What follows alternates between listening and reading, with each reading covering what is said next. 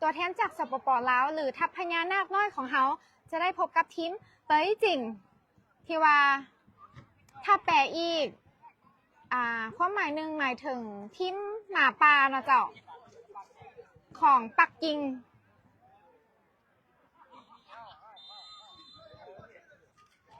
มาลุ้นกันว่าพญานาคน้อยกับหมาป่าเมนไทยจะเป็นผู้ชนะนะเจ้าแอดฝากสมฝากเสียน้องๆได้นะเจ้ามันเบอร์ว่ะอยู่เบอร์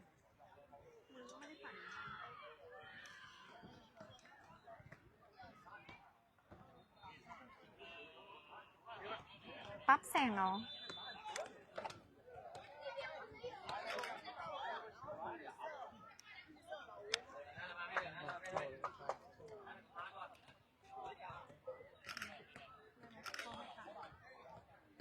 ถ่ายเบอร์ยังหายแล้วต้องปรับโฟกัสไงเห็นโบก็บอกอยู่ว่าสุ่มเปิดแล้ว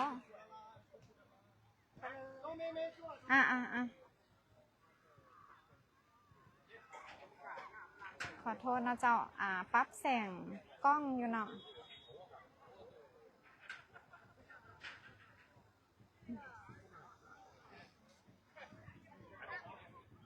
ลักกี้บอเดี๋ยวพาไปหาเนาะเติมไฟกับลักกี้FC ถามหา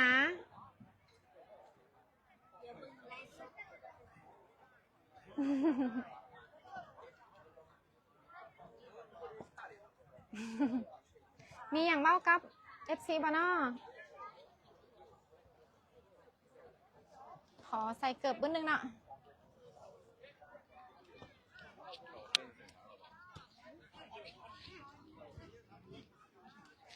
สวัสดีวันนี้ก็ถือว่าอากาศดีแล้วก็เจอทีม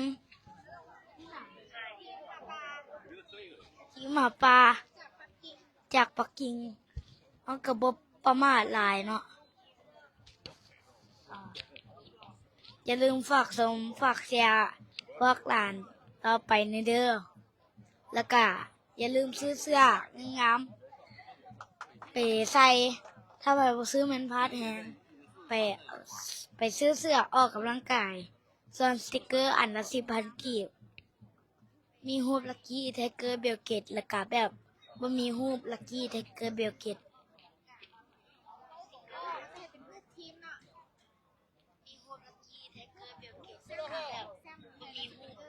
รูปแซมนะรูปที่ลักกี้ไปได้แซมมากับมีเนาะรวมมันทุกคนในนั่นเลยเป็นไงรูปที่ลักกี้ไปได้แซมมากับมีเนาะอย่าลืมไปซื้อสวยพวกหลานในเด้อขอบใจลักกี้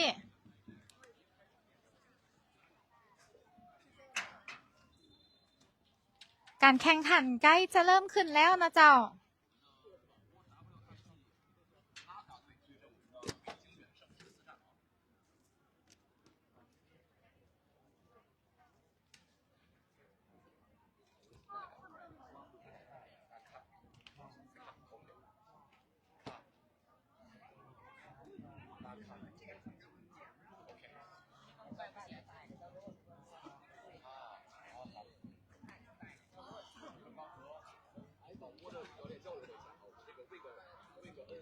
อนุสักเฮากันยังยิ้มหวานอยู่เนาะมื้อนี้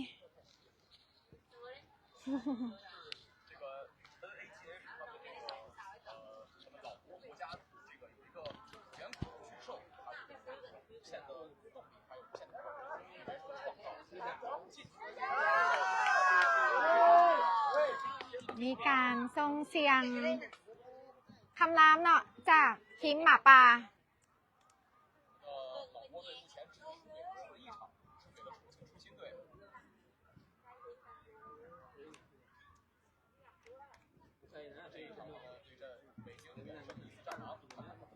WG นะคะเฮามาในสุดสีเขียวนะเจ้ามือนี้ส่วนทีมหมาป่าจากเมืองปักกิ่งมาจากมาในสีแดงนะเจ้า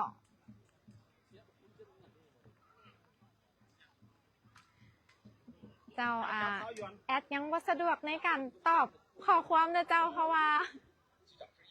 ไม่ถึงไลฟ์ที่นี่เนาะขอโทษขออภัยเดี๋ยวกลับไปจะทยอยตอบให้เด้อ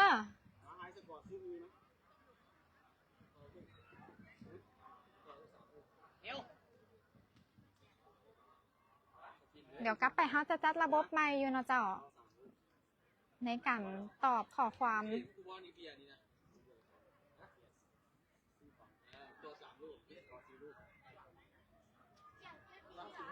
อันนี้เป็น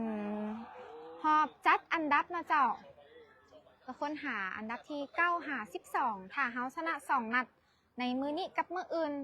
เฮาจะได้เป็นอันดับที่9เลยนะเจ้า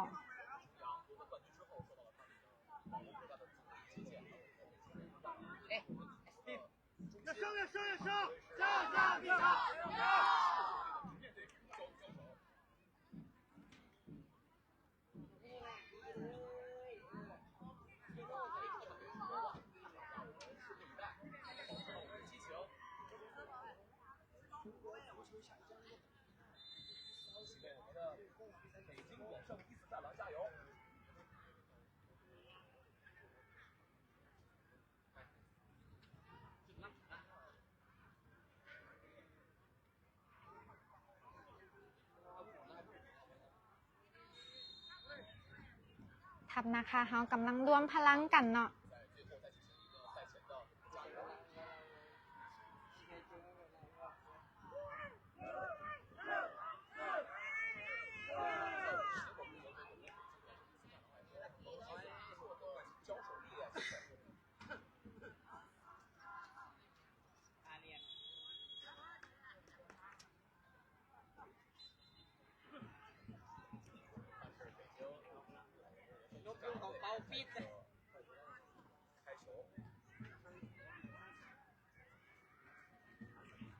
ทางเจ้าภาพจากสปอจีนจะได้เริ่มก่อนนะเจ้า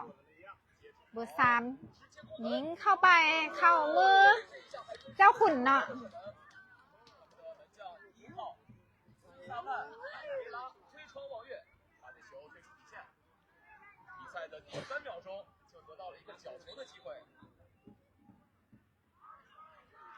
เป็นบานเตะมุมของ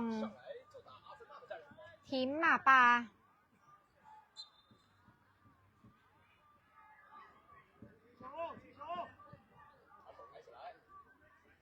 ส่งเข้าไปยังคอยเกินไปเนาะ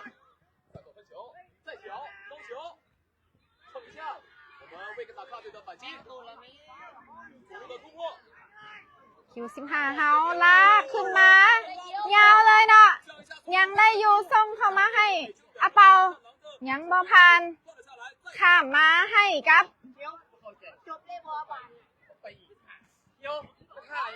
ไผ่เนาะยังบ่มีไผ่เมื่อกี้นี่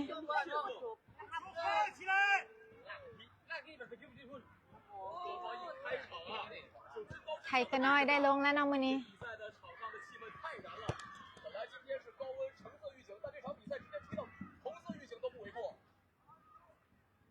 อยู่ที่เอก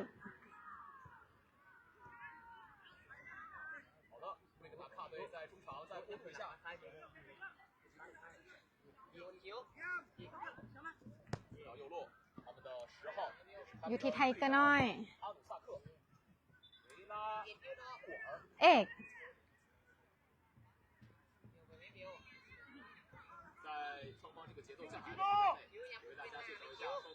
พอด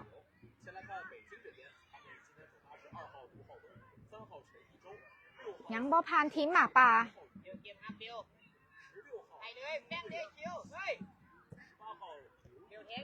มาทีน้องอนุสัก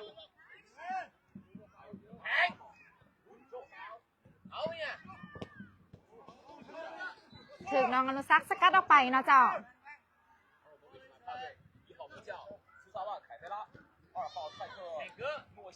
ไทเกอร์น้อย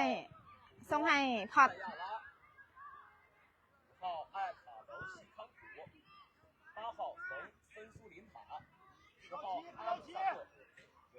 เอกเอกส่งข้ามมาให้กับไทเกอร์น้อย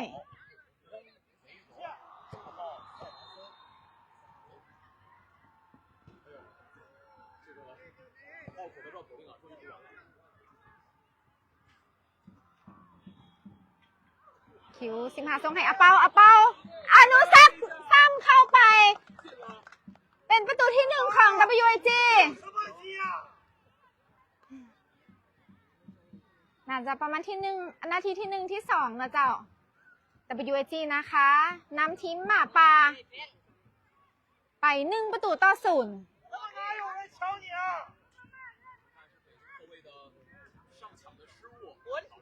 เข้าไปง้ามหลายเนาะลูกเมื่อกี้นี้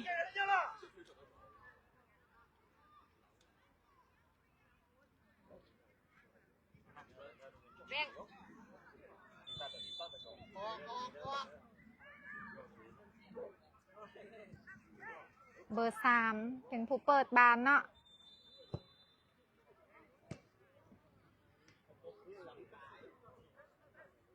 อยู่ที่แฟงไปที่เอกแฟงมาที่ไทเกอร์น้อย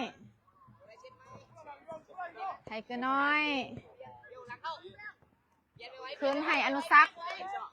แฟงข้ามไปให้ที่เอก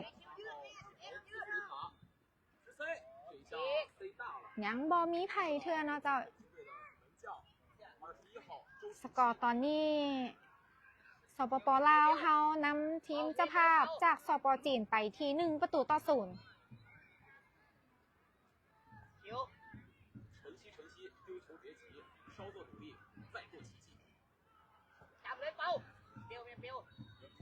อาเปา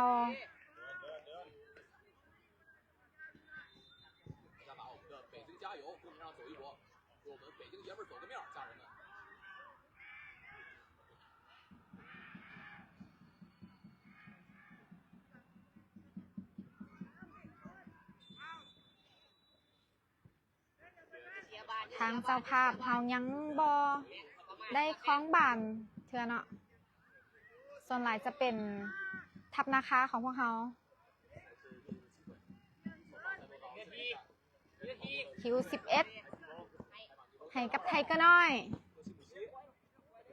น้องอนุสักยังบอผ่านเบอร์12ไปที่เบอร์88ยังบอผ่านกองหลังของ WAG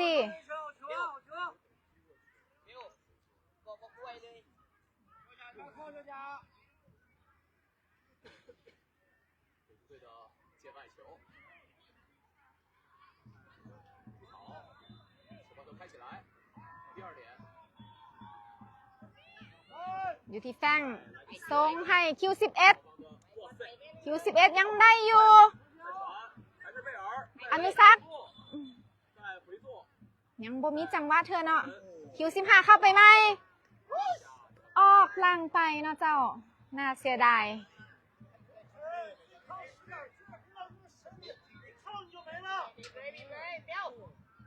เป็นบานของทีมหมาป่าเนาะจากสป.จีน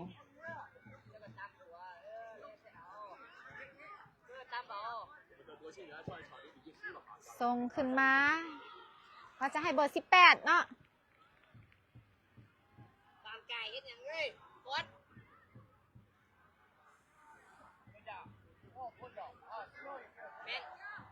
ที่เบอร์16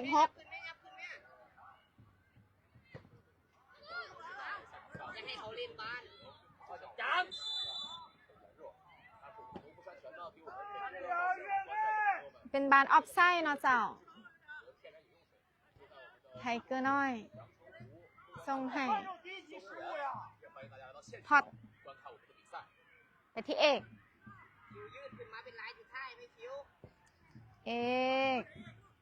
ยังบอผ่านเจ้าภาพ อนุสักษ์มาที่อาเปาส่งให้คิว11ลองยิงเบิ่งเบาเกินไปเนาะโอ้ยเข้าไปบอลเมื่อกี้นี่ยังเนาะน่าเสียดายอยู่ที่หน้าโกนแล้วเนาะเจ้าเมื่อกี้นี่คอยโพดแฟง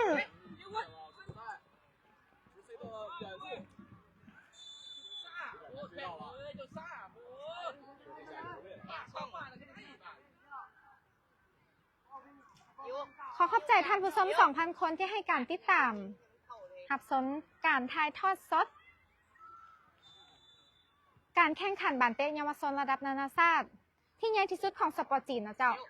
ซินเจียนหยวน 2034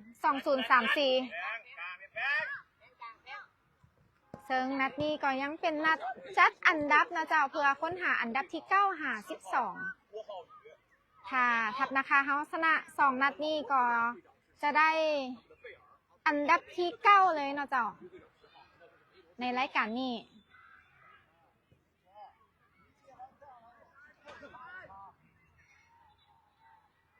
เอก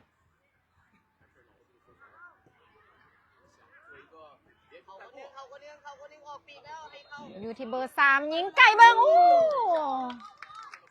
อันตรายหลายเนาะเมื่อกี้นี้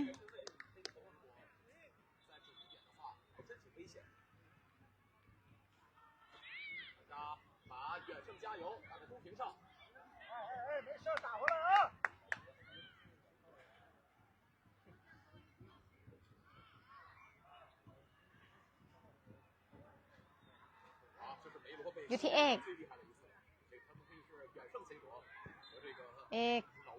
ข้ามมาให้กับไทเกอร์น้อย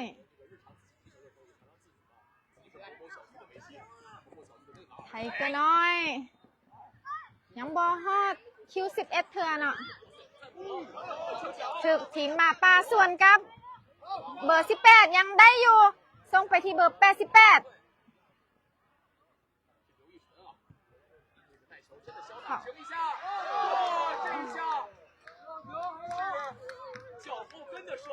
น้องๆเขายังซวยกันได้อยู่เนาะ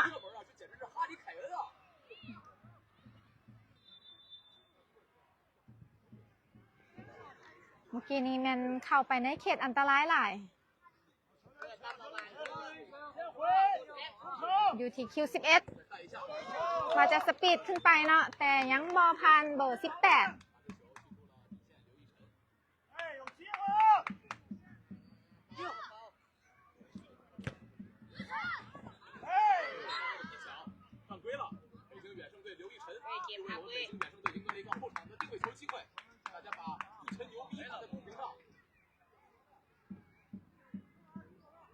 ทีมเจ้าภาพ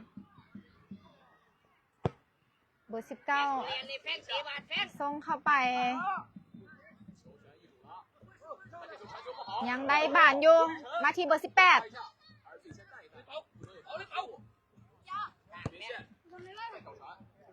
ออกข้างไปเนาะเจ้า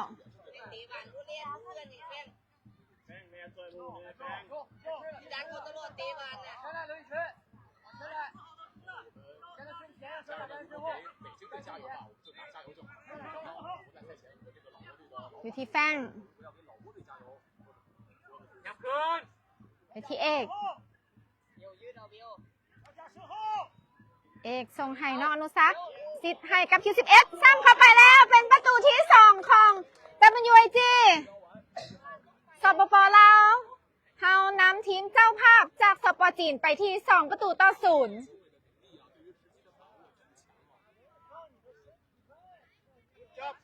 โดยการยิงของน้องคิว11เนาะเจ้า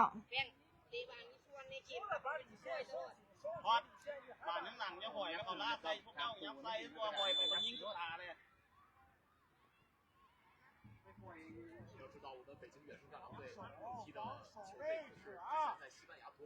ทีมหมาป่าได้เปิดบาทอีกข้างหนึ่งโดยหมายเลข3ยิงเข้าไปออกหลังไปนะเจ้าขุนทรงให้เอก อย่าพรเช็ดบานยิงเชียงเอ้ยเคลื่อนไม่ไหว โอ้อยู่ที่พอตนะจ๊ะเมื่อกี้นี้ขอโทษขออภัยไทเกอร์น้อย ส่งสัญญาณให้หมูอะเปา เอาเร็วเอาคิวเดียวก็ไม่เดียวแม่เป่าเล่นเล่นเป่าเป็นยังเกอร์มา มาที่เบอร์ 18 ของสปอร์ตจีน มาปลายยังบ่พันพญานาคน้อยเนาะ ออกข้างไป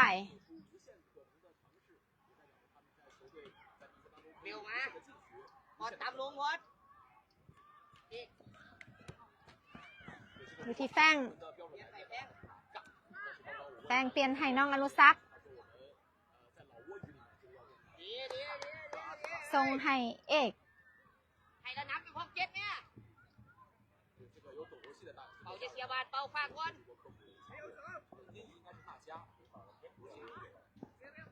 อนุซักษ์ยังได้อยู่ส่งคำไปให้คิว15ยังติดทีมเจ้าภาพ เอก มาที่น้องอนุซักษ์ เอาวาเล่นบอยออกตามออกเลยตัวนึงตามขุนยืดไม่ขุน ไทเกอร์น้อย มาที่แฟงเปลี่ยนให้เบอร์คิว11 เบี้ยวกลางขุนกลาง บอพานเบอร์ 2 เบี้ยวแข้ง ไทเกอร์น้อยสกัดออกไปก่อนนะเจ้า ตัวเปล่าเป่าทิ้งไว้คิวไปไม่เป่าเล่นเลย บานมาอยู่ที่แดนกลางอะเปาได้บาน เอาบีไปคิวเร็วใหญ่ขึ้นเอาบีคิวซีโตนะน้ำจำเลย ยังบอพานเจ้าภาพ อยู่ที่เบอร์ 18 ขึ้นหลังให้เบอร์ 19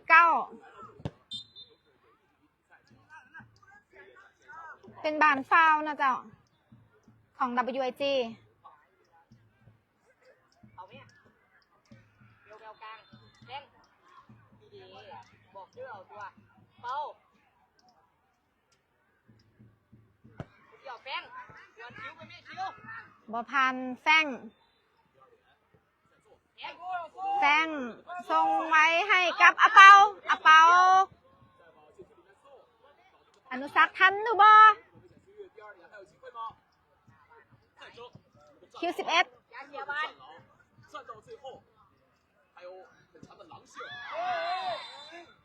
เป็นบานฟาวล์ของ WIG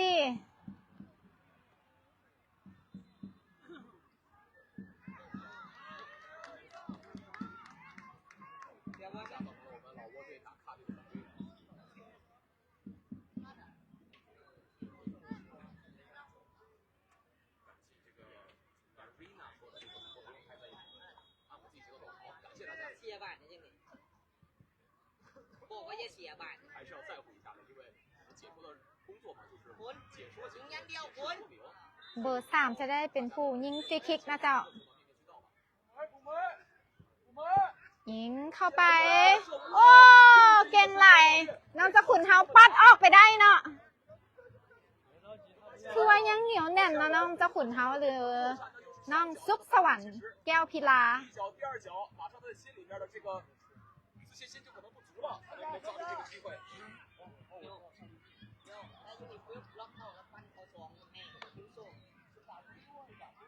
โค้ชเสือบอกแผนน้องอนุซักษ์เนาะเป็นบานเตะมุมของเจ้าภาพ เป็นแฮนด์บอลนะเจ้า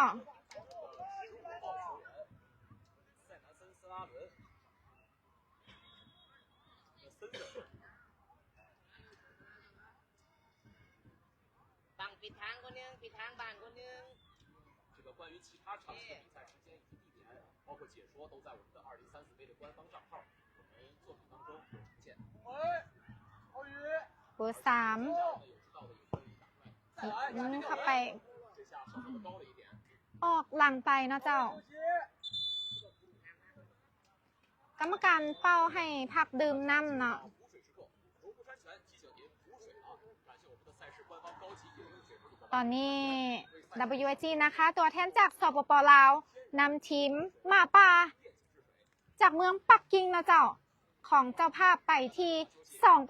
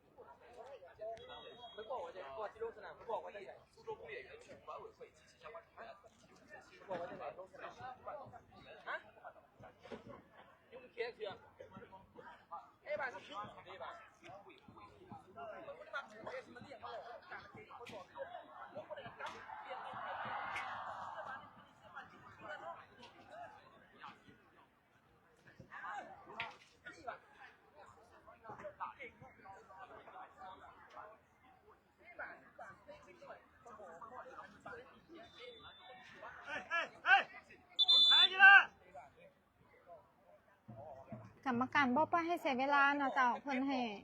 เพิ่นเป่าให้เริ่มต่อเลยเนาะ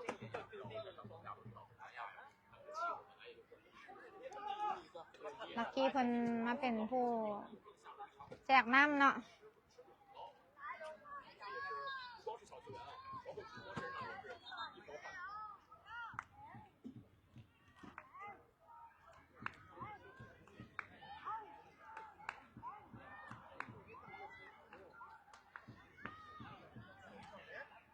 เช่าได้เด้อแอดฉลอง เอาเท่าที่สามารถซื้อได้เนาะซื้อแท้ของน้องๆไทเกอร์น้อยซื้อดินซื้อแท้คือกันเลยเนาะเบอร์11แมนคำภูวงเนาะส่งข้ามไปให้กับน้องเอกพล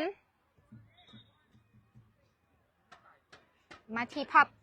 พอดซื้อดินซื้อแท้แมนพอดนะเจ้าซื้อง่ายอยู่เนาะเอกพลซิ่งขึ้นไปว่าจะส่งให้ซอกนำไซส์แต่บอพานทีมเจ้าภาพมาที่ไทเกอร์น้อยมาที่คำภูวงกลับไปที่ไทเกอร์น้อยอีกข้างหนึ่งส่งข้ามไปให้ทีน้องเอกพลมาที่พอดยังบอพันเจ้าภาพจากเบอร์2เนาะจากทีมหมาป่า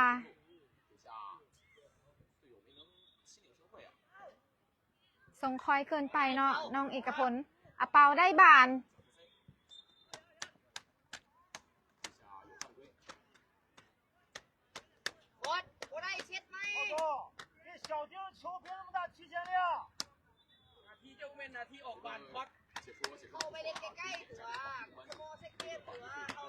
แป้งมาที่ไทเกอร์น้อย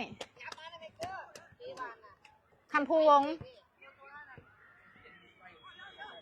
โศกนำไซส์โอ้ต่ำกันกับทีมเจ้าภาพเนาะ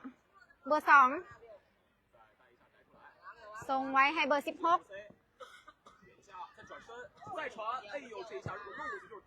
กรรมการยืนบังเนาะอยู่ที่น้องเอกพลโอ้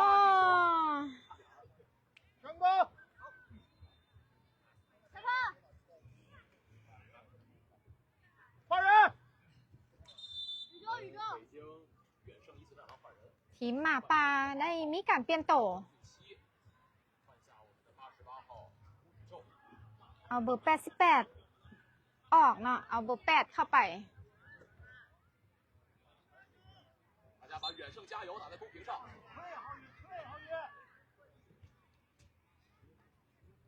เห็นบานตั้งเตะจากสปจีน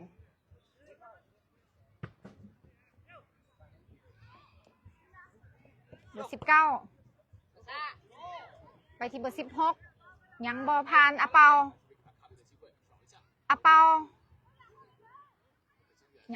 เบอร์3ได้บานขึ้นไปเนาะ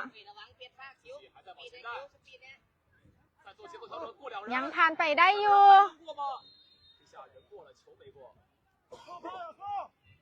ถึงน้องแป้งสกัดออกไป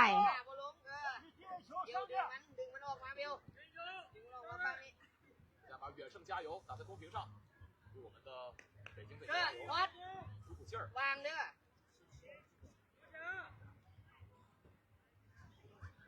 แป้ง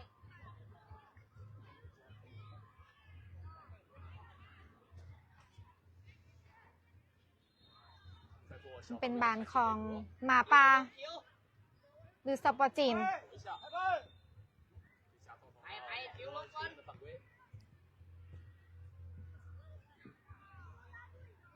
เป็นบานเฝ้าของ WAG เนาะเมื่อกี้นี่ 看北京队目前场上踢了20多分钟，没有什么太好的获阵的机会啊。 แป้งไปจับเบอร์3แป้ง 不过他们刚刚 อย่า 换 เปลี่ยน 上 ครูอย่าเปลี่ยนครู 张俊熙， พอด 这应该是一个 ยืน 后 เป็น 腰 หลัก 出 เลย 现 เวลาได้นักถอย 他 เขา 的 จะ 场 เปิดนั 上 กถอย 这场比赛 ถอยตามลงวงบาล ท่ายืนของน้องอนุสักเนาะ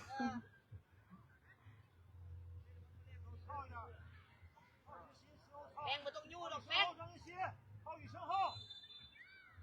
ทีมเจะภาพยังบอพันกำแพงเขาเนาะโศกน้ำใส 快啊！个躲不躲啊？你的速度越快，你惯性越大，所以有时候你的别人白了刚刚好，对手不太能够把这球停住。因为球前点都翻不过去啊！千奇万变的。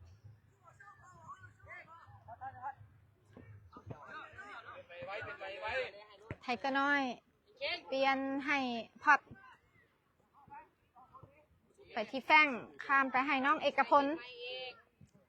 เอกพลข้ามมาให้ไทเกอร์น้อยคืนอยู่ที่น้องคำภูวงศ์กลับไปให้น้องเอกพลโศกน้ำใส ยาเสียบาล ไทเกอร์น้อย เปลี่ยนให้พอด เสียบาลเลย เอกพลเปลี่ยนกลับมาให้ไทเกอร์น้อยไหม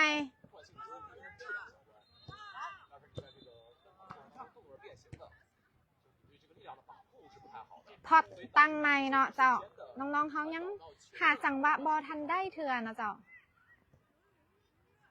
แฟง เกิดในคิวตามลง 看足球比赛还能学 คิว 会 ตามมาบานเดียว มาที่ไทเกอร์น้อย ตามเอา อนุสักษ์ทรงไว้ให้คำภูวงศ์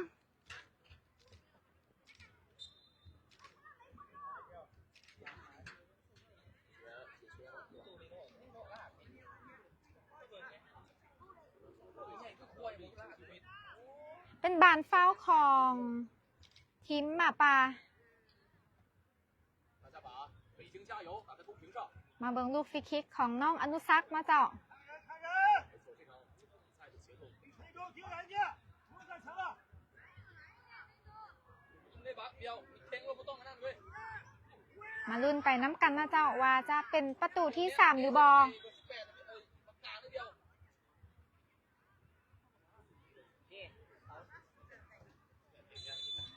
冒贝尔准备来开这个任球，这是一个九龙位啊，他选择从右侧来罚，应该是要打左脚。 น้องอนุสักษ์ยิงเข้าไป เข้ามือผู้รักษาประตูเนาะน่าเสียดาย ตาคิวทีเดียว อยู่ที่เบอร์ 18 เบอร์ 18 反击机会，前场就2个人，哇塞，我们 ยังบอลพานไทเกอร์น้อย เสียบาล แซง เสียบาลคิวที่5 อนุสักษ์ส่งให้โซกน้ำใส ยังบอลฟาวล์เธอเนาะเมื่อกี้นี้ 有抱住，但是我们看小球员突不倒地了，裁判也是先推停一下比赛，对小球员进行一个保护。谁一招没事吧？谁一招？那也不要不那个撸，对。 ไหวไหม ขอขอบใจท่านผู้ชม 2,500 คนนะเจ้าที่ให้การติดตามรับชมการถ่ายทอดสด 不懂得说话呀。 การแข่งขันบานเตยเยาวชนระดับนานาชาติที่ใหญ่ที่สุดของสปอร์ตจีนซินเจียนหยวน 2034 นะเจ้า ที่เมืองซูโจวสปอร์ตจีน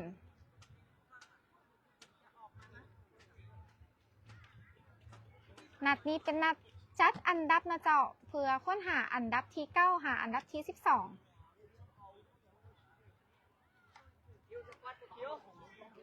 ถ้าทัพนาคาเฮาชนะนัดนี้และนัดมื้ออื่น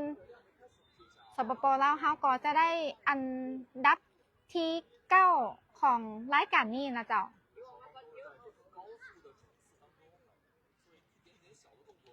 ท่านผู้ชมสามารถสนับสนุนน้องๆด้วยกันซื้อสติกเกอร์ในราคาเพียงแต่ 10,000 กีบเท่านั้นเจ้าเซตหนึ่ง50,000 กีบหรือจะเป็นเสื้อกีฬางามๆเกียรติเดียวกันกับนักกีฬาในราคา 250,000 กีบนะเจ้า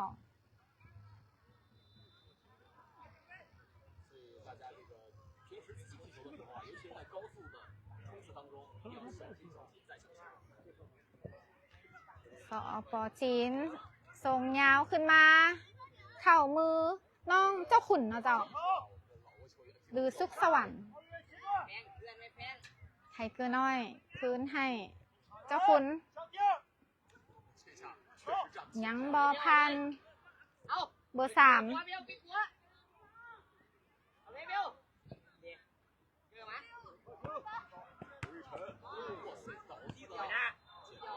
คำภูวงบอพันเบอร์8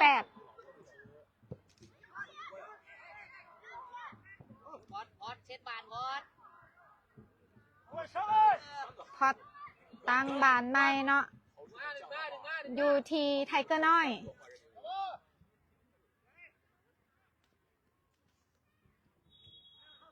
เอกพลกลับมาที่พอดไทเกอร์น้อยยังบอพันกองกลาง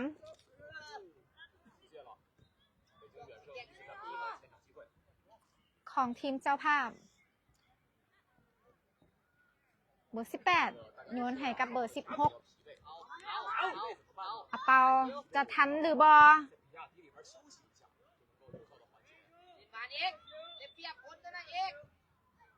ทีมหมาป่าพยายามจะลิ้นบานไว้เนาะเจ้าแต่ยังบอทันทับนะคะพญานาคน้อยเฮาเถื่อทีน้องเอกพลส่งให้น้องอนุสัก1-2กันอยู่เนาะแฟงให้คำผู้วงโอ้ซ่าเกินไปเนาะเจ้าเบอร์18อนุสักได้บานส่งให้น้องคำผู้วง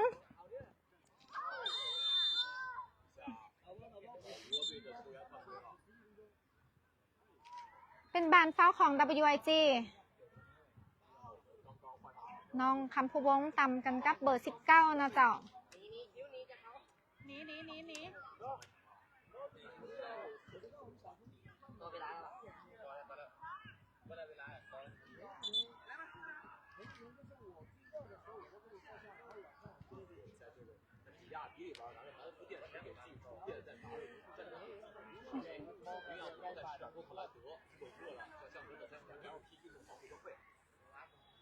เจ้าตอนนี้ WIG นะคะตัวแทนจากสปปลาวเฮานำทีมเจ้าภาพจากสปจีนไปที่2-0นะเจ้า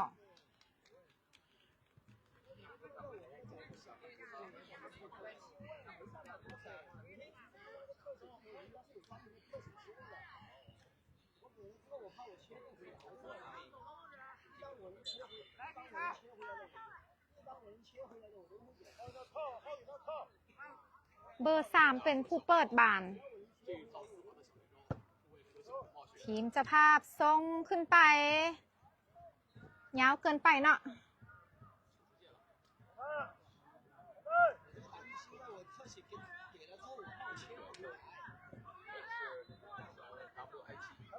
น้องสุขสวรรค์ส่งให้น้องพอด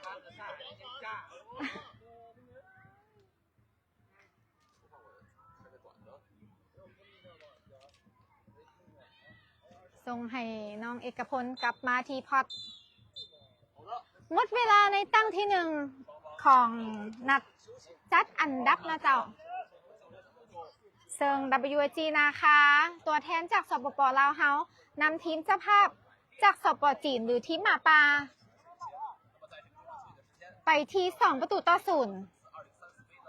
官方赞助商们，感谢我们新建员集团的冠名，感谢新建员集团的冠名，为青少年足球事业保驾护航，感谢我们的高层伙伴梅竹山泉、阿什利卡，感谢龙珠山泉的贴心助力，为赛事提供天然饮水、天然饮水饮料，感谢阿什利卡，为中国足球小将队伍和赛事配备专业运动装备。感谢外围，到外围。อาชิลิตโตซับแล้วออกมา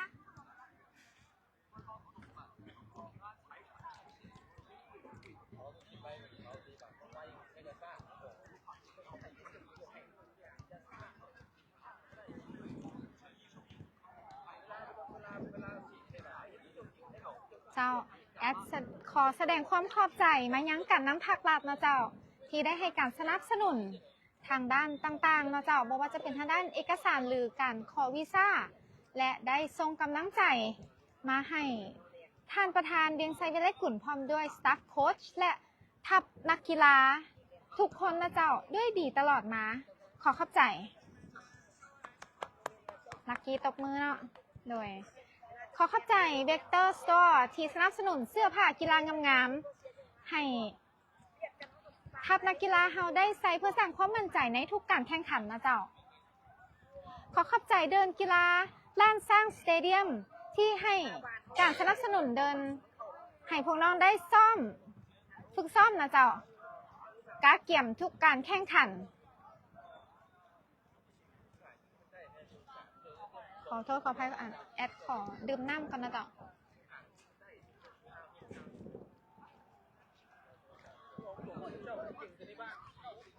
ขอขอบใจนมโฟโมสที่ให้การสนับสนุนนม50 แก้วต่อเดือนให้แกนักกีฬาเฮาได้ดื่มหลังจากซ้อมแล้วลักกี้ซ้อมแล้วกินนมทุกมื้อบอมาอยู่นี่ เหมือนว่าได้ยินอยู่ บริยินจอม กินซ้อมแล้วกินนมทุกมื้อบอ ซ้อมแล้วก็ยายนมมูแล้วก็กินทุกมื้อ กินแล้วรู้สึกได้ไหน กินแล้วรู้สึกสูงขึ้น แล้วก็มีความพร้อม 100%แล้วก็อย่าลืมซื้อนมโฟร์โมสในเด้อ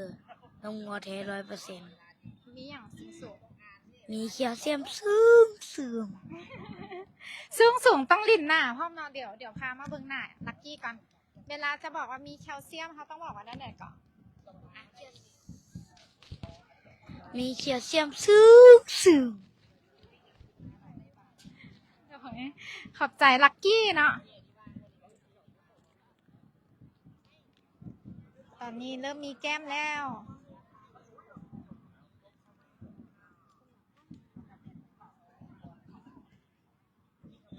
เจ้าขอขอบใจน้ำดื่มกากว่างจากแขวงบริคำไซนะเจ้าได้สนับสนุนน้ำดื่ม100 แก้วต่อเดือนให้แก่ทางสโมสรของพวกเขาขอขอบใจหลายๆเจ้า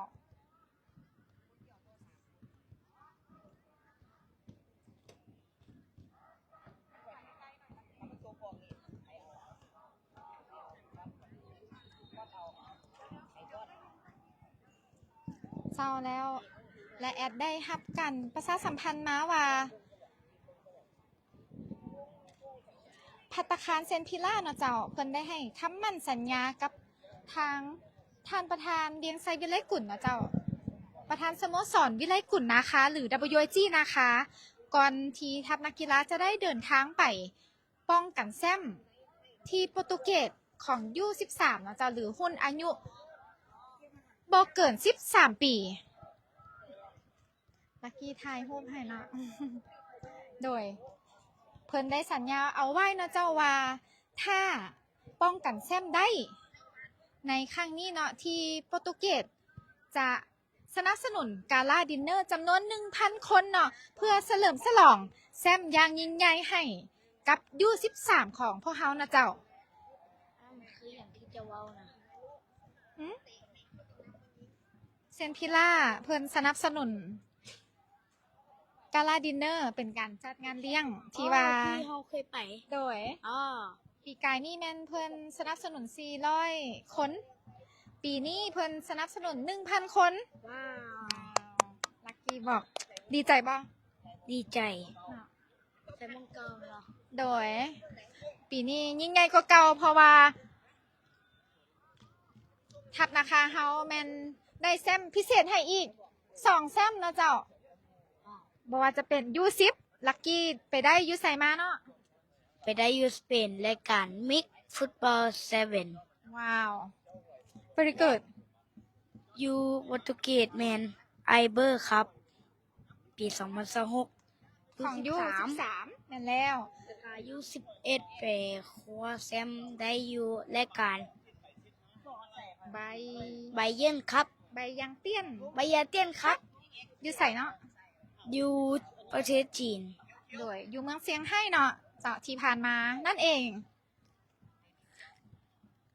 เจ้าขอขอบใจภัตตาคารเซนทิล่าหลายๆเด้อเจ้า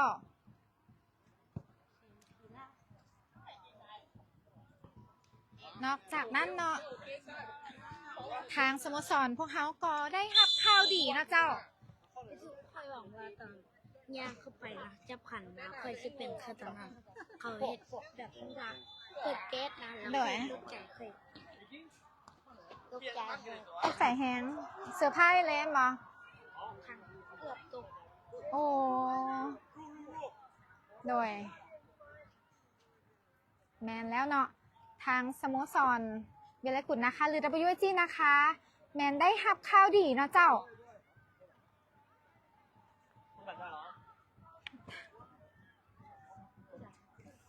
ทางกระทรวงการต่างประเทศเนาะเจ้าที่อยู่สหรัฐอเมริกา เพิ่นได้ส่งสารมาทางอีเมลเนาะเจ้า บอกว่าทางเฮาได้รับทับนะคะเนาะเจ้าหรือ WG นะคะ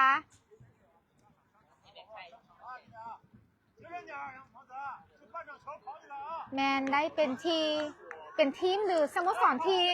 ผู้จักในระดับโลกนะเจ้า ซึ่งเพิ่นจะให้โอกาสพิเศษนะเจ้า ให้ทับนะคะเฮาสามารถขอวีซ่าเพื่อเดินทางไปแข่งขันยูไอเบอร์คัพที่สหรัฐอเมริกานะเจ้า ถือว่าเป็นข่าวดีเนาะสำหรับทัพนะคะของพวกเขาและถือว่าเป็นเกียรติอันสูงเลยแหละนะเจ้าที่คือว่าช่วงนี้ที่เขาได้ยินข่าวมาเนาะเจ้าว่าคนลาวเขาเข้าไปอเมริกานี่มันยากหลายเนาะเจ้าแต่ว่าสำหรับสโมสรของพวกเขาแมนได้โอกาสพิเศษนะเจ้าที่จะได้เดินทางไปแข่งขันเพื่อเข้าร่วมรายการไอเบอร์คัพอยู่ที่สหรัฐอเมริกานะเจ้าของ U12 หรือหุ้นอายุบ่เกิน12 ปีนั่นเองนะเจ้า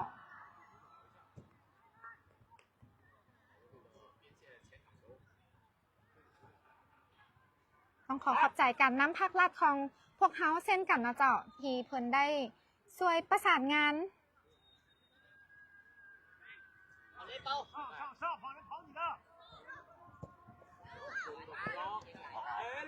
อยู่ที่น้องตะวันจะทันบอ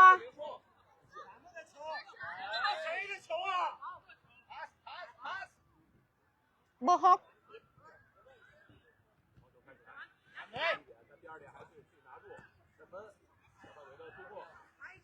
ทีโศกนำไซนิวคิว15โอ้บอพานกองหลังเบอร์3เนาะจากทีมเจ้าภาพ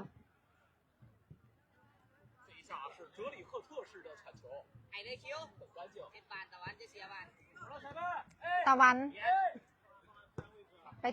ไปที่น้องไทเกอร์น้อย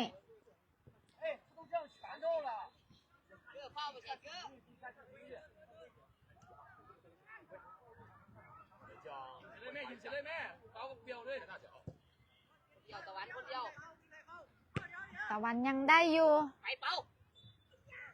อนุสักมงไห้อะเปา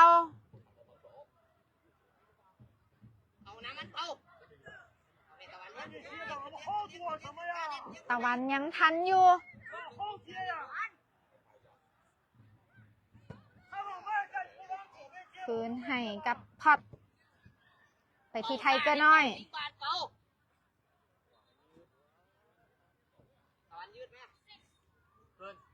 กลับมาที่พอดตะวัน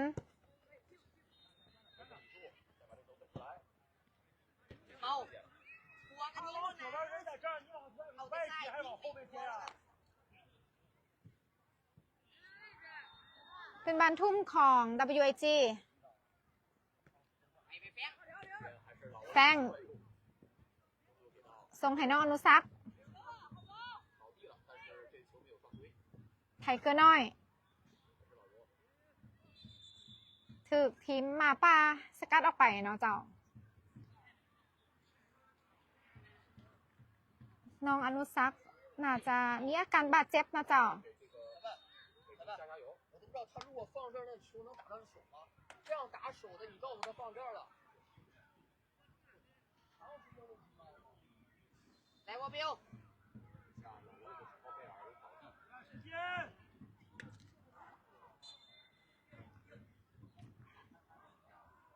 ของเขายังใจสู้เนาะลุกขึ้นมาได้ 慢一，边。前场观察一下这个缠斗，不手球 กระเป๋า 手球啊！ โศกนำไซ เพื่อนนี่เอาน้ำเลย ยังบอพันเจ้าภาพ โอ้เป็นบานฟ้าวของ WIG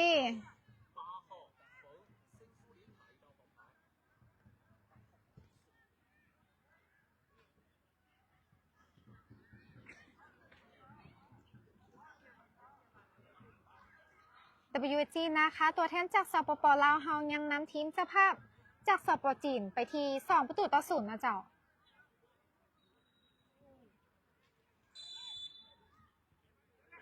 เบอร์3ส่งเข้าไปยังบอพันทับนะคะ อนุสักษ์ส่งไว้ให้โซกนำไซ คิว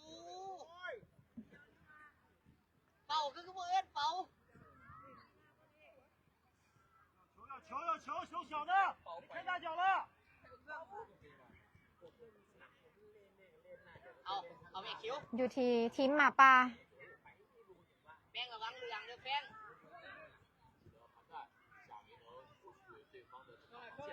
เอก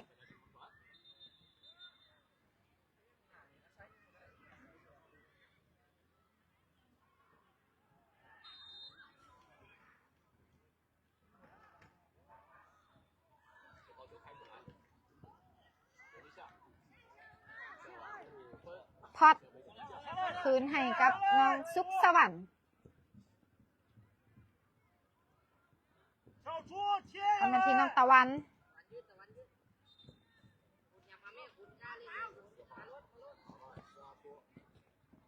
小猪，你那人出界离着5米远啊！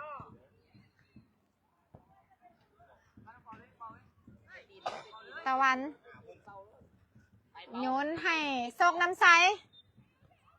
ยังสปีดไปได้อยู่ ถึง2 คนจับเลยเนาะเจ้า 不是多少球现在什么位置啊？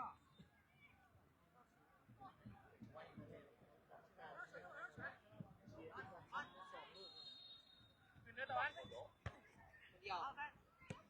ไป โซกน้ำใสหรือแป้งเนาะแป้ง ยังบอฟาวล์ เดี๋ยวคือ ทับหมาป่าพยายาม ส่วนกลับไว้แต่ยังบอผ่านอะเป้าโอ้ย จะเป็นบานฟาวล์หรือบอลเอามากินนี่ 越位球，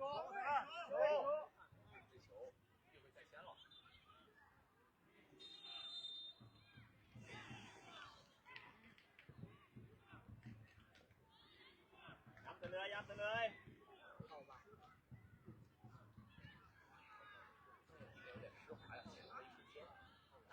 เ เป็นบานของเจ้าภาพ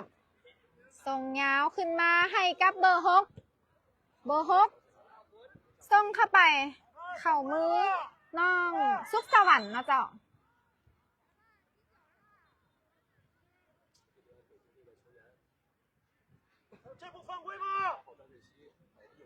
เบอร์6มีอาการบาดเจ็บนะเจ้า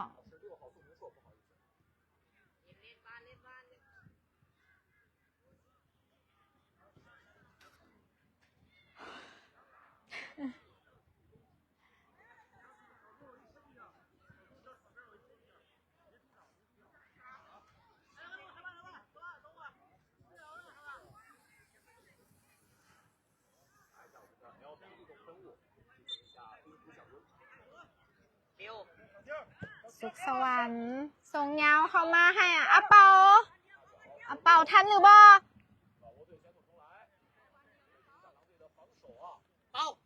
ถูกเบอร์3กันออกไปเนาะ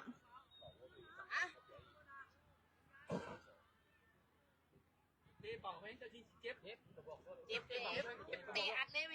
งเป้บอกเลยให้เก็บเป้เนี่ยมันโตมันเห็ดมันอยากสองทีเอาเลยชิวจำเห็นตะวันตีวันอ่ะ แซงไปที่อนุสักษ์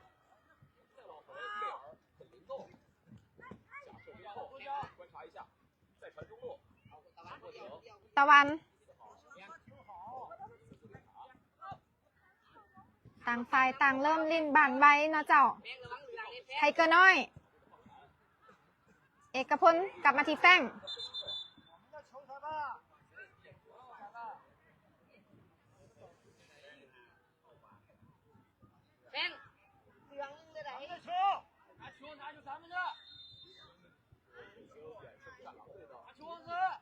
บ้านเอานะบ้านเอาเล่นนะวัดยืนวัด โค้ชเสือบอกแฟงว่าอย่าฟาวเด้อเพราะว่าเพิ่นมีใบเหลืองหนึ่งแล้วเนาะตะวันส่งให้น้องซกน้ำใสแฟงจะจบได้บ่ยิงไก่เบิ่งเข้ามือผู้รักษาประตู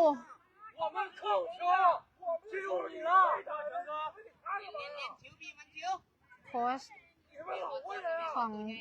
ทีมเจ้าภาพ我们的球他给打下来了，他们给人家了，有毛病啊这个！全哥，啊不是怎么着？不是你他妈说人道理啊！我说怎么着？ เพิ่นบ่พอใจเนาะมีการมาประท้วงกรรมการเกิดขึ้นนะเจ้าจากโค้ชของทีมเจ้าภาพ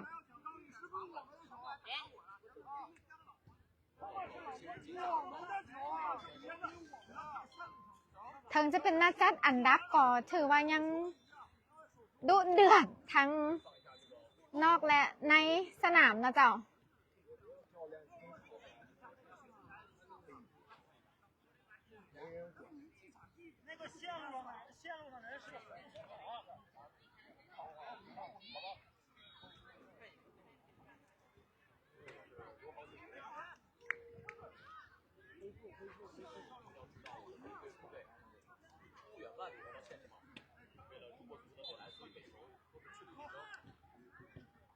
เอกส่งมาให้ตะวันยังบอพันทีมเจ้าภาพพยายามส่วนกลับมาไว้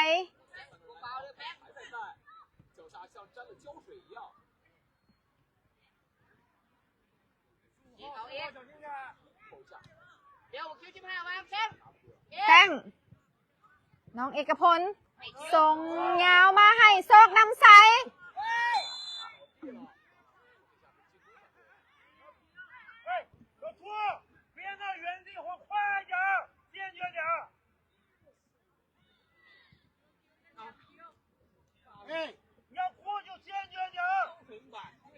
นี่กรรมการเขาเล่นทีรักเองแล้วนะจัดการเลยนะเนี่ยกินแล้วมันขาดเลยแหละสุดที่โบแอร์อย่างว่า กรรมการบอให้เป็นบานฟาวเนาะ ไปเร็วไปเอาเลยเอาเลย อะเปา เอาเดินเอาเลยเอา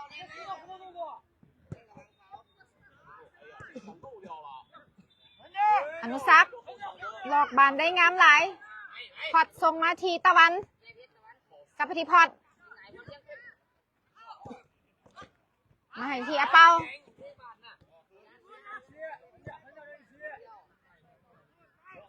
แซงโอ้ย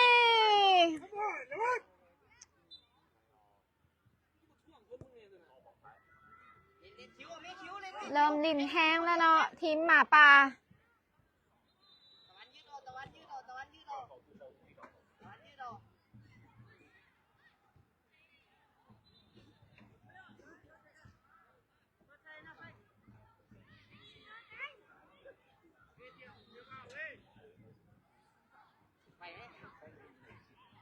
แฟงเฮาจะลองยิงไก่เบิงหรือบอเนาะลูกนี่ส่งเข้าไปซ้ำเอ้ย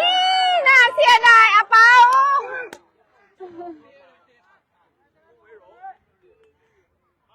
น่าเสียดายเนาะถ้าซ้ำเข้าไป เมื่อกี้นี้มันจะเป็นประตูที่3เนาะเจ้า นี่บ้านเนี่ยนักเย็นใช่ไหมแล้วก็รีบอยู่恨铁不成钢，我们靠着หมาป่า ไปเป่า อะเปายังได้อยู่พลิกไปส่งให้ส่งน้ำใส เดี๋ยวน้ำเดียวเป่าเดียวเป่าน้ำรถน้ำรถน้ำรถเป่าน้ำในชุดเป่า โอ้ยเกือบต่ำแอดเนาะ 说狠一点行不行啊？ ถ้าต่ำเมื่อกี้นี่คือฟ้องไปน้ำกันเลยเนาะเริ่มลิ้นแห้งเลยเนาะเจ้า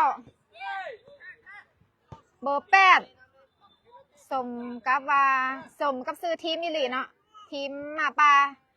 จากปักกิ่ง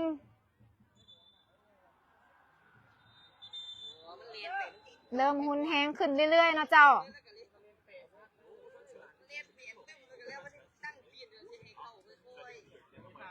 กรรมการเป่าให้พักดื่มน้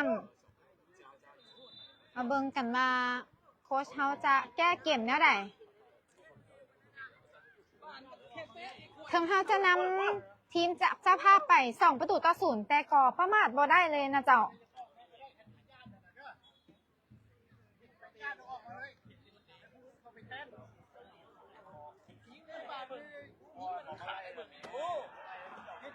โค้ชเฮาถือว่าคุ้มนักเลยนะเจ้า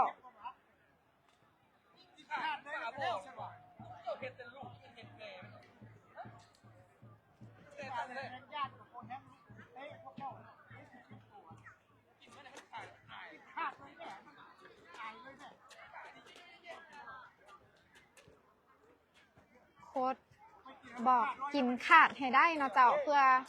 เป็นการเตือนสติทีมเจ้าภาพไปแน่นะเจ้าเพราะว่าเขาเจ้าลิ้นฮูบแบบนี้แมนเริ่มจะ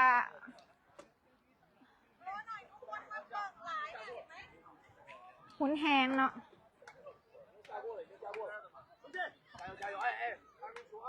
เปลี่ยนเอาเบอร์28เข้าไปเนาะเริ่มใหญ่ขึ้นเรื่อยๆเนาะ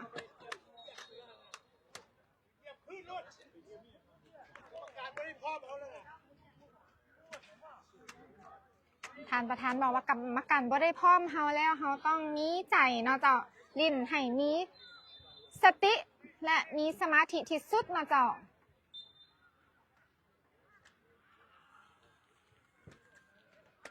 หมาป่านี่มักเลข8เนาะมีแต่เลข8เนาะทีมนี้อะเปา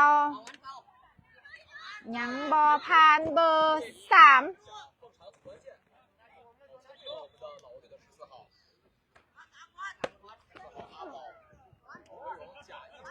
ตะวันอะเปาส่งให้โชคน้ำใสยังบอผ่านเบอร์28ล้มแล้วไม่เชียว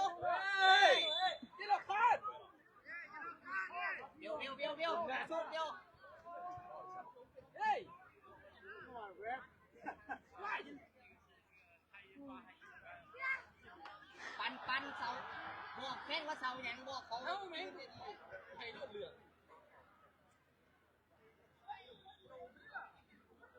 เป็น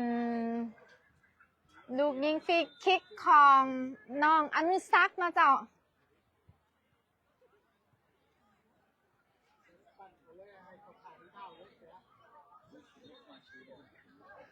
วัดไปเสาสวง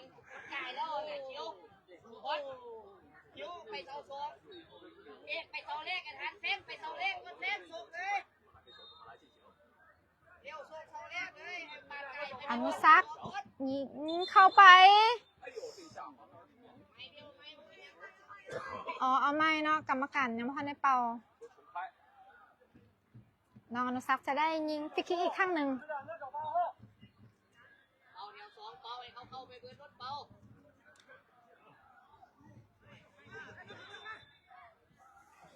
เร็วเสาเลขนี่นะการเขาเฟ้นเสาเลขซัดเลยหนีก่อนเฟ้นหนีก่อน 要说就叫来一块儿说，不他妈会说中国人。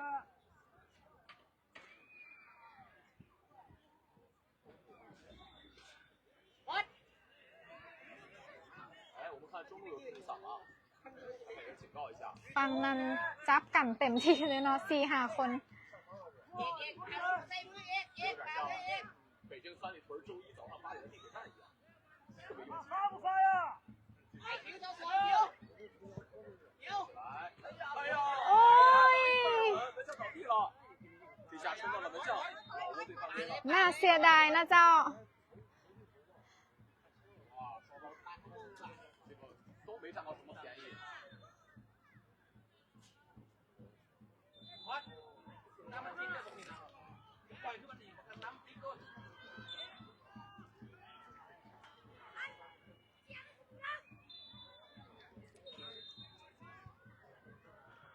ถึงเขาจะนำทีมเจ้าภาพไป2-0 แต่ก็ประมาทบ่ได้แม้แต่วินาทีเดียวนะเจ้า เพราะทีมจากเจ้าภาพก็พยายามจะเอาคืนให้ได้เนาะ 这边教练又要入场安抚一下自己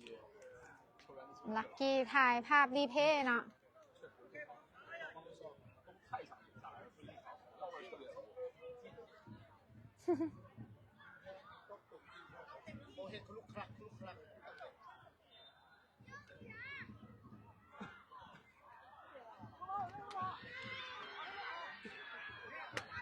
ทีมเจ้าภาพ เปิดบาน มายังบอพันอะเปาศกน้ำใสถึก2 คนเลยเนาะจับเนาะแฟง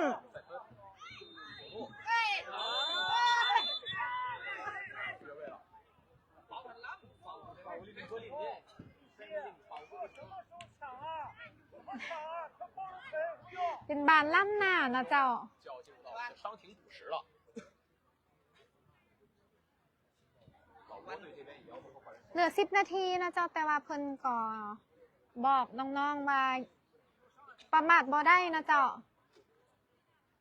就上来，秦哥，秦球，上来，上来，有款啊，上来。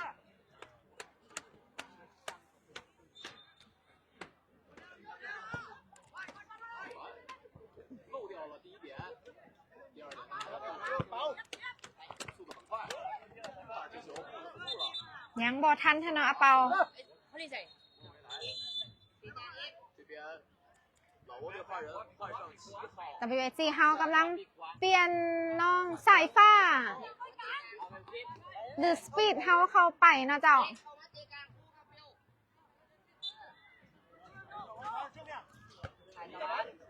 ตะวันมงให้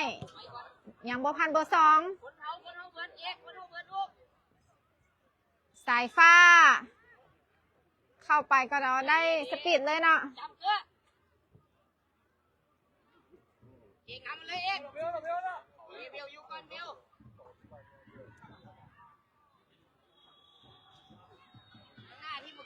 รถว่าไปยังไม่จ้างให้แล้วเติมซอยเขายาวอย่างเดียวเลยชิวน้ำมันรถชิว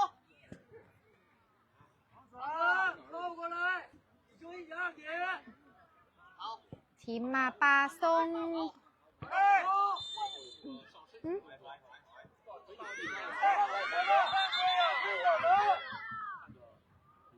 เป็นบานฟาวล์ของ WIG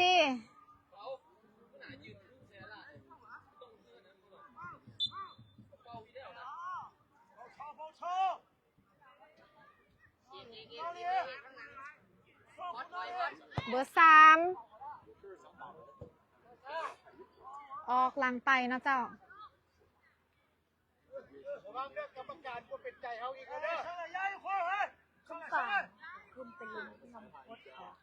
มา น้องสุขสวรรค์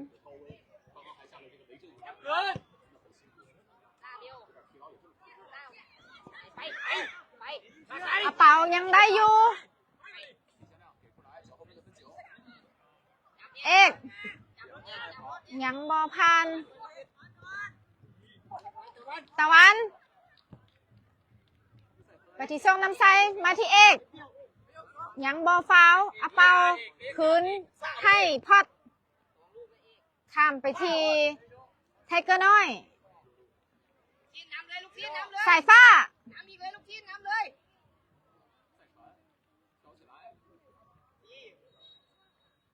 ปล่อยมันลูกทีไปแม่ อนุสักษ์ ไป มาที่สายฟ้า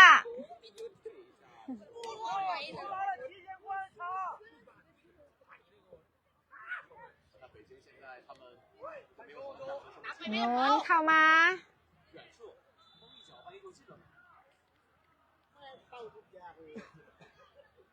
因为我们发现老挝队他们其实ปีหน้าเอาตะวัน 压上，但是他们后面有两个中后卫，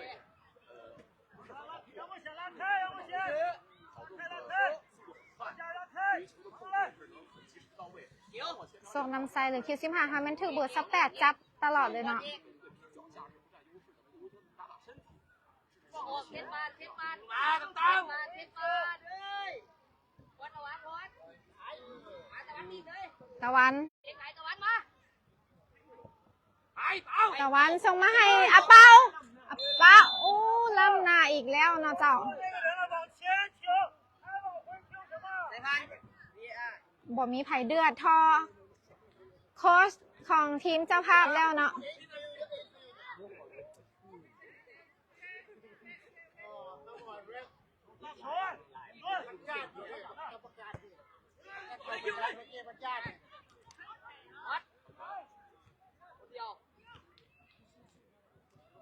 ทีมเจ้าภาพพยายามจัดส่วนกลับเนาะแต่ทัพนาคาเฮายังบ่ปล่อยโอกาสให้เนาะอนุสักษ์ยังบ่มีไผเทือเนาะ กำลังถ่ายจังหวะเอาไหมว่าเป็นยังกินลงกี่หลายลูกเชียดตามคนหนึ่ง เบอร์68 เป่าจับเป่า อาเปาไปที่สายฟ้า6-7 เนาะ6 กับ 7 สู้กันเนาะ เป๋าต้องเห็นเนื้อทีดีบอลนี่ดันเนื้อทีมันน่ะไม่เสียวเข้าไปในคืนอยู่วะพลิกแล้วก็ดันขึ้น ตามเมฆเกอร์ อนุสักษ์ส่งสัญญาณให้โม เกอร์ไปเอาตามเอาเดี๋ยวมันกระดักซะตัวจับลงคนหนึ่ง ส่งเข้าไปให้เอกยังบอผ่านทีมจากสภาพ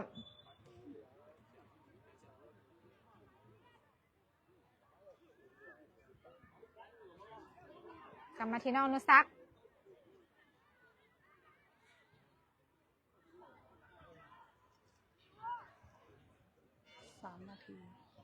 เหลือ3 นาทีสุดท้ายนะเจ้า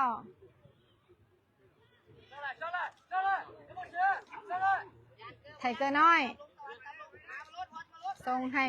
พอดมาที่ตะวันถือเบอร์3ญาติไปได้เนาะ 哎呀，这一下呀，这球球完全是按感觉传的嘛。前头，前锋，防守后卫，小贾右边，防守中卫，小贾右边，前面上去，防守过来。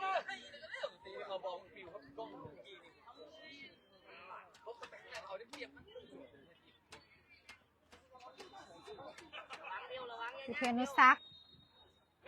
ยังได้อยู่เนาะส่งให้ส่งน้ำใสถึงเบอร์28กับเบอร์68กันไว้เนาะ เวลาบาดขึ้นยับขึ้นแม่พอดยับขึ้นแม่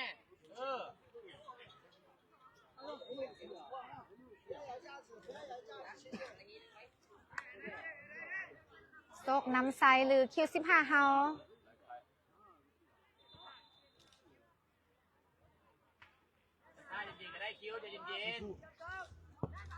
ยิงเข้าไปเข้ามือผู้รักษาประตู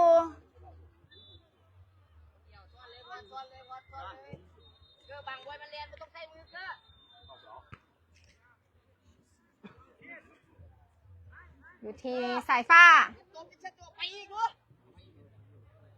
ยังสปีดได้อยู่บอลผ่านเบอร์6เนาะ เทียนไปนะน้องจะเอากลับมาคืนเนื้อทีมันอยู่เกาะทุ่งกันนะเอาไปข้างหน้าหันตัวน้องมีคงไว้น่ะสลัดได้ไหม อนุสักดิ์ส่งเข้าไปมีไผ่ซ้ำหรือบ่ เฮ้ย อุ้ย เฮ้ย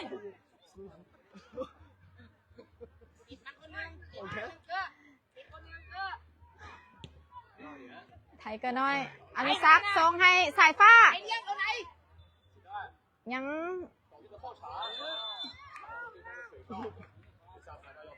ทำนะคะเขาจะมีการเปลี่ยนโตะเอาน้องเสือน้อยเข้าไปนะเจ้า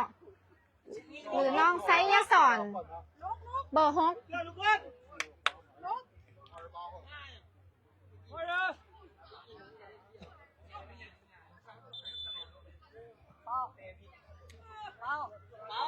这边要换人了。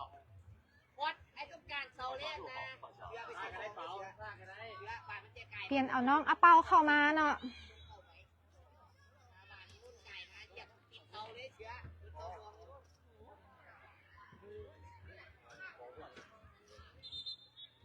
最后1分钟时间就要进入到换人计时了。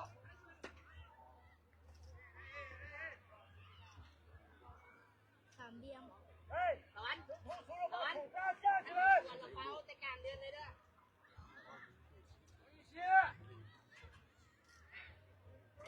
下起来。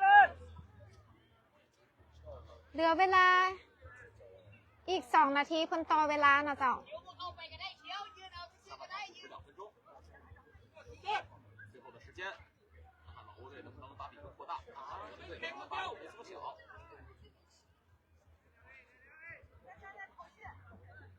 哎，裁判，你看看这个裁判，你看这信号。哇塞，这边又是北京8里屯的战 เขา 术， จะพยายามจะอันนั้นน้องพอดเนาะ 前沿双方身体缠斗， กันกับกันแท้กันว่า 不要 คือบ่กอดกันรอดเนาะ 炎热。要不然起跳，要不然你站球，你说一下。ปล่อยเลยปล่อยเลยคิว ไปไปเกียว ปล่อย ไป เลย ไป อย่าชิงกันเดือดนะ เดี๋ยวอยู่ในเสื้อนะเด็กแล้วนะเด็ก ปล่อยมันรอดอนุสักดิ์ส่งเข้าไป 门前，第2点再往外带， สายฟ้า 哎呦，滑倒了。 ถอยถอยถอยถอยถอยถอยถอย หยุดหยุด 长传，前亮，看看能不能够跑到。哇塞，连续带动很潇洒，但是找不到球在哪，这下很尴尬。举过了。这你妈光一个定位球就2分钟，你这补2分钟啊？啊？老队把这球开出来， เบอร์3再做解围，赛马上就要结束了。有缠斗，手上的动作很明显。这一下要给牌了，因为这是最后一个防守队员两黄 ปก 变 ติ 一 เป็น 红。 บานฟาวล์นะเจ้าเมื่อกี้นี่ 本来就落后一球，他们还写上双。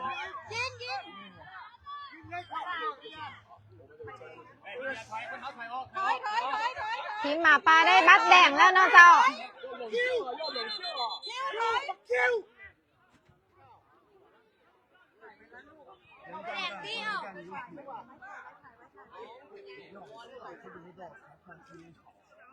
ดุเดือดขนาดนะเจ้าอยู่ในสนามตอนนี้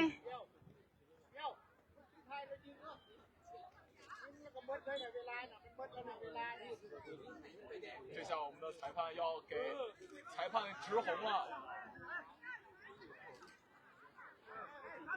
ทีมหมาป่าได้บัตรแดงไปแล้วนะเจ้า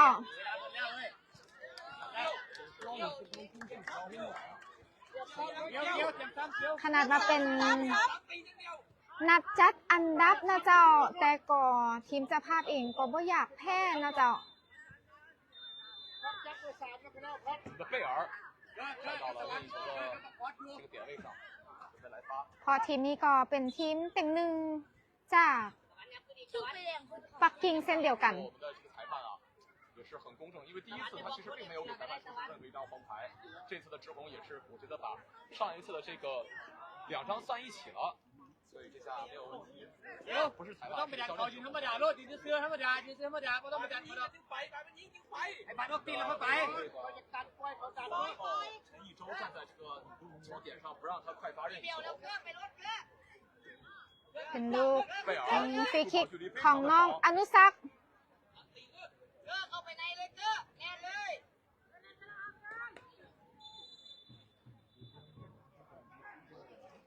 อนุสักษ์ 好， ยิงเข้าไปซ้ำได้บ่ 补射，这球竟然没有进，来一脚，这球高出了横梁。 บ่เป็นอย่างเนาะน้องตะวัน 下半场我们ข้ามค้านไปเนาะเจ้า 但都没能转化成我们的得分啊。 ไปแดงเขาออก 那么我感觉这球开起来，比赛就要结束了。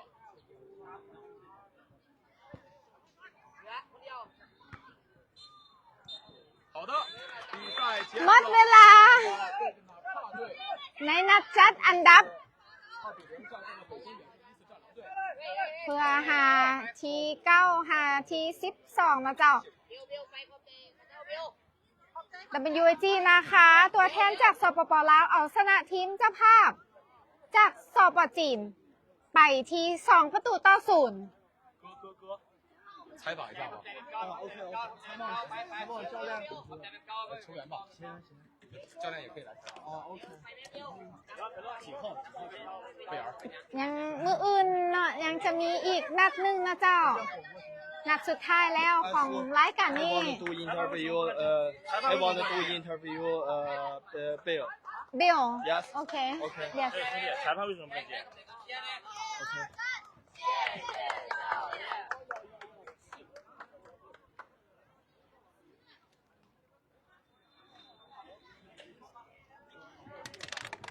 เพิ่นอยากสัมภาษณ์เบล